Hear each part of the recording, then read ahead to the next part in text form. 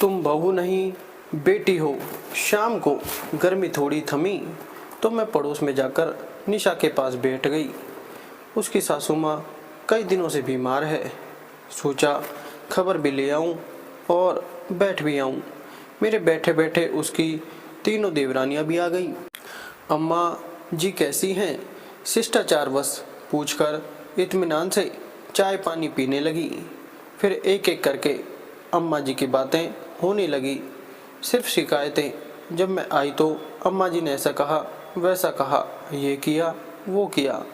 आधा घंटे बाद सब यह कहकर चली गई कि उन्होंने शाम का खाना बनाना है। बच्चे इंतजार कर रहे हैं। कोई भी अम्मा जी के कमरे तक भी न गया।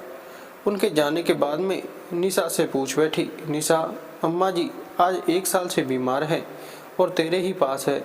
तेरे मन में नहीं आता कि कोई और भी रखे या इनका काम करे? माँ तो सबकी है। उसका उत्तर सुनकर मैं तो जड़ सी हो गई। वह बोली, बहन जी मेरी सास 7 बच्चों की माँ है। अपने बच्चों को पालने में, उनको अच्छी ज़िंदगी देने में कभी भी अपने सबकी अच्छी तरह से परवरिश की। ये जो आप देख रही हैं न, मेरा घर, पति, बेटा, शानो शौकत सब मेरे सासू जी की ही देन है। अपनी अपनी समझ है। मैं तो सोचती हूँ इन्हें क्या क्या खिला पिला दूँ, कितना सुख दूँ। मेरे बेटे बेटी अपनी दादी माँ के पास सुबह शाम बैठते हैं। उन्हें देखकर वो मुस्कुराती है। अपने कमज़ोर हाथों से वो उनका माथा, चेहरा और शरीर सहलाकर उन्हें जी भरकर दुआएं देती हैं। जब मैं इनको नहलाती खिलाती पिलाती हूँ और इनकी सेवा करती हूँ तो जो संतुष्टि के भाव मेरे पति के चेहरे पर आते हैं, उसे देखकर मैं धन्य हो जाती हूँ। मन में ऐसा एहसास होता है जैसे दुनिया का सबसे बड़ा सुख मिल गया हो।